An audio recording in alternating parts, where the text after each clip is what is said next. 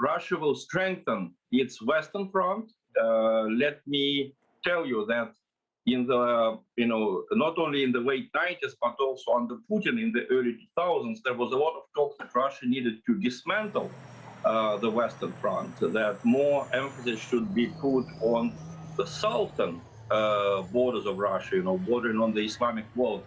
But reality has shown that modern West is ruled by a very radical, aggressive ideology. We have seen it at work in many wars around the world, beginning from Yugoslavia, ending with Syria and Libya.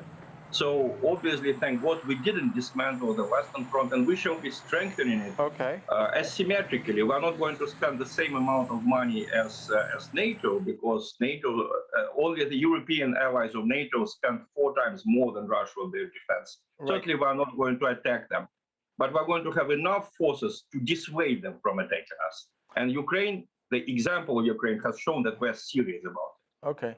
Klaus Lares, Finland says this is a defensive move, but let's look at the possible implications of Finnish membership.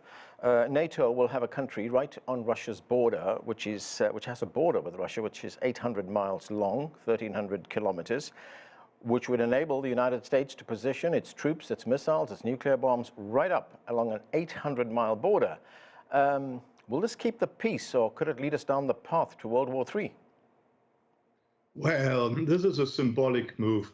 If one listened to Mr. Babic, one would believe that Finland and Sweden were about to attack Russia as soon as they become members of NATO. This is, of course, utter nonsense. Sweden and Finland have been integrated in NATO to some extent already. They allow NATO troops to be based transitionary on their territory, and they have close links to the Western, to the transatlantic alliance. Yeah. That is what they do now, applying for NATO membership. That is in direct reaction to Putin's aggressive war on Ukraine. If Mr. Putin hadn't invaded Ukraine, Finland and Sweden would not have dreamt of applying for NATO membership. So the initiative really came from Putin.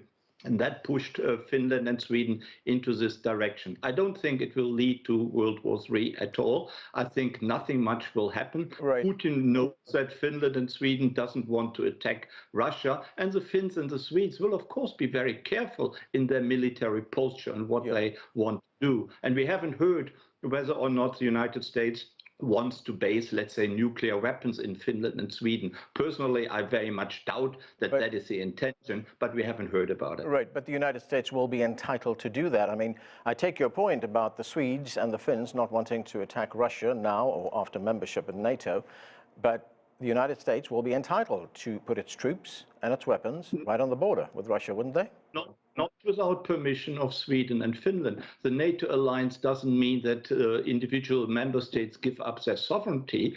If they agree to having American missiles and nuclear weapons based on their territory, that could happen. But of course, the Finns and the Swedes, as anyone else in NATO, has to actually agree to that. And so the United States cannot do what it wants only because a country has become a member state of NATO. And that also will apply to Finland and Sweden.